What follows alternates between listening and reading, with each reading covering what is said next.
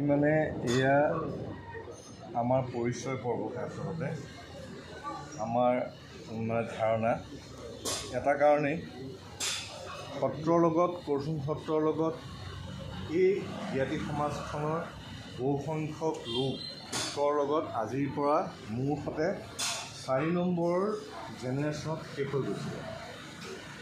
আকৌ এই কথাটো নতুনকৈ আৱিৰ্ভাৱ বা আকৌ আহিছে প্ৰবীণ শৰ্মা ডাঙৰীয়াৰ পৰা। একদম আৰম্ভণিতে তেখেতক মই প্ৰথমতে আমাৰ ফালৰ পৰা ধন্যবাদ জ্ঞাপন কৰিছোঁ।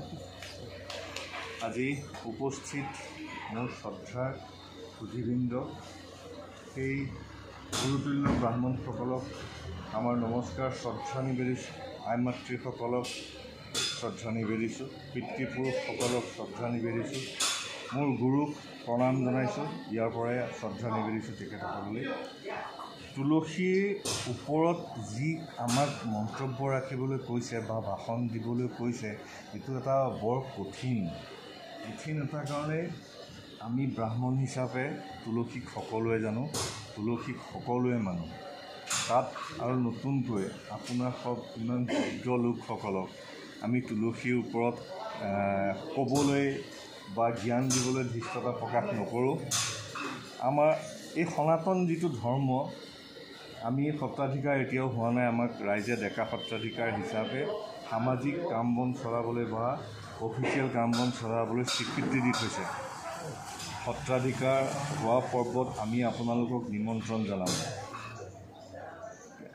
সেইখিনি সত্ৰাধিকাৰ বুলি কোৱাৰ লগে লগে এটা শব্দটো শুনিবলৈ ভাল লাগে যদিও আচাৰ নীতি নিয়মৰ পৰা বহুতখিনি বেলেগ হৈ আহে আৰু আমাৰ বয়সে হয়তো এতিয়াও পোৱা নাই যে সেইখিনি আমি সকলো ত্যাগ কৰি পেলাই সেই গাদীখনত বহি ধৰ্মৰ গুৰু দায়িত্বলৈ বা ধৰ্মৰ যিডাল খুঁটি কৰচুং সত্ৰত 1615 খ্ৰীষ্টাব্দত আমাৰ উপৰি পুৰুষে পুতিছিলে, সেই খুঁটিভাগ দৃঢ়তাৰে ধৰি ৰাখিব পৰাৰ বয়সে হয়তো আমাক পোৱা নাই। সেইটো কাৰণে আমি সাহস কৰিব পৰা নাই। আজি আমি অহাৰ উদ্দেশ্যটো আপোনালোকৰ লগত পৰিচয় আৰু আপোনালোকক পুনৰবাৰ সত্ৰমুখী হ'বলৈ আমি আহ্বান আৰু অনুৰোধ কৰিবলৈ আহিছোঁ। প্ৰথমতে আমি বিচাৰোঁ আমি সকলো মিলি পেলাই সত্ৰত বহি এসাঁজ একেলগে খাওঁ। আমাৰ মনৰ ইচ্ছাটো আপোনাৰ সবৰ ওচৰত প্ৰকাশ কৰিছোঁ। তাৰপিছত আমি তুলসী দিয়ালৈ যাম। এইটো এটা বাহানা বুলি ক'লেও উপলুঙা শব্দ হয় যদিও কিন্তু বাহানাই আপোনালোকক লগ পোৱা।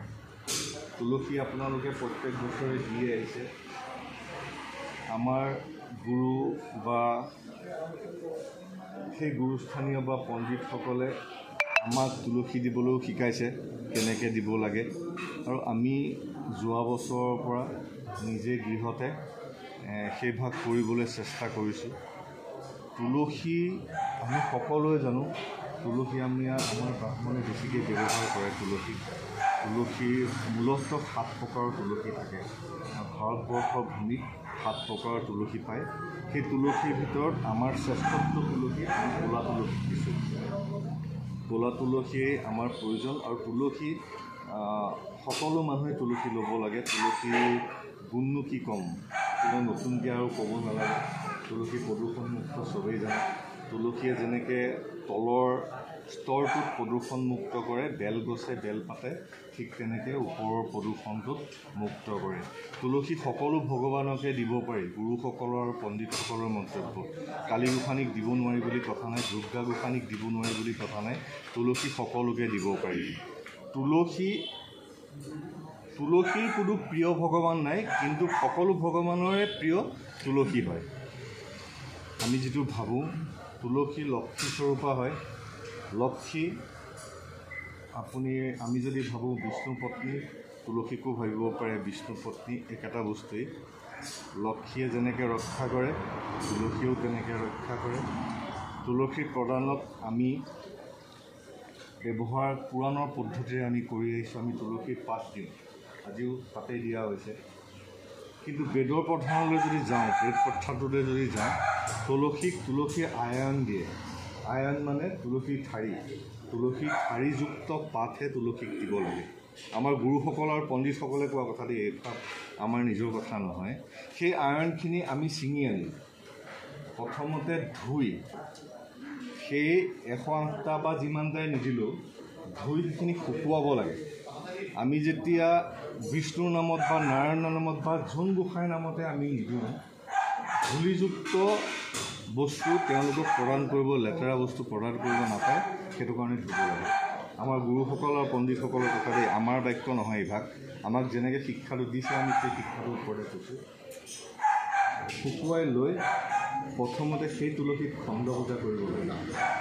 খণ্ড পূজা কৰি তুলসী দিয়া মন্ত্ৰৰে প্ৰথমতে আপোনাৰ আৰাধ্য দেৱতা যোন তেওঁক দি তাৰপিছত বাকীখিনি আমি যাক দিব লাগে তেওঁক আমি তুলসী তেনেকৈ প্ৰদান কৰিব পাৰোঁ। কি ক'ম, তুলসী তুলসী তুলসীয়ে আৰু তুলসীৰ ওপৰত কৈ থাকিলেও শেষ হোৱা এটা বস্তু নহয়। তুলসীৰ ইমানেই গুণ আছে, আপুনি যদি শুৱনি কথা আজি যে এই তুলসী দিছে ইয়াত 108টা দিছে, এই 108পাত তুলসীয়ে এই এটা অঞ্চলৰ যিটো পবিত্ৰতা সেইটো নতুনকৈ আকৌ জাগ্ৰত কৰিছে। এইখিনি সময়ত ইয়াত বহি থকা মানুহক কোনো নতুন ব্যাধিয়ে মেলেৰিয়া মহ এটাই যদি কামোৰে সি এফেক্ট কৰিব নোৱাৰে। ইমানেই মানে তাত মাহাত্ম্য বা পাৱাৰ সেই বস্তুটোত আছে। গতিকে এনেকুৱা অনুষ্ঠানটো মাহে মাহে পাতিব লাগে, নিয়মমতে পাতিব পাৰে, তেনেকুৱাই হ'ব লাগে। কিন্তু সম্ভৱ নহয় এতিয়া দিনত মানুহৰ। তথাপিতো আপোনালোকে যিহেতু বছৰেকীয়াভাৱে এই অনুষ্ঠানটো পালন কৰি আহিছে জ্ঞাতি হিচাপে, আৰু আজিও আমি জ্ঞাতি হিচাপেহে আপোনালোকৰ ওচৰলৈ আহিছোঁ দেই, আমি সত্ৰৰ অধিকাৰ হিচাপে অহা নাই। সেই জ্ঞাতি হিচাপে আমি আপোনালোক সকলোকে উপস্থিত থকা ৰাইজক বা উপস্থিত নথকাখিনিকো সত্ৰলৈ আমি নিমন্ত্ৰণ কৰিছোঁ। আপোনালোক সকলো এদিন আহক, আমি তাৰ পৰা আকৌ সেই 4 পুৰুষৰ আগতে যিটো যাত্ৰা আছিলে সেই যাত্ৰাটো আৰম্ভ কৰোঁ। সত্ৰত হোৱা অনুষ্ঠানসমূহলৈ এতিয়াৰ পৰা আমিও আপোনালোকক নিমন্ত্ৰণ কৰিম। আপোনালোক আহি পেলাই সেই সমাজখনৰ সুস্থত বহাব লাগিব, আমি সেইটো আশা কৰিম। আৰু আপোনালোকে আমাক যেতিয়াই বিচাৰে আমি যৎপৰোনাস্তি চেষ্টা কৰিম উপস্থিত থাকিবলৈ যিকোনো অনুষ্ঠানতো। আৰু সাধ্যানুসাৰে আমি যদি তাত কিবা আগবঢ়াব লাগে সেয়াও আগবঢ়াম। মুঠতে সেই জ্ঞাতি হিচাপে আকৌ একেডাল জৰিৰে আমি আগবাঢ়ি থাকোঁ। সকলোৰে শ্ৰীচৰণত পুৰোহিত সমস্ততে সকলো ব্ৰাহ্মণ গুৰুক আমাৰ প্ৰণাম জনাই আমাৰ বক্তব্য সামৰণি মাৰিছোঁ।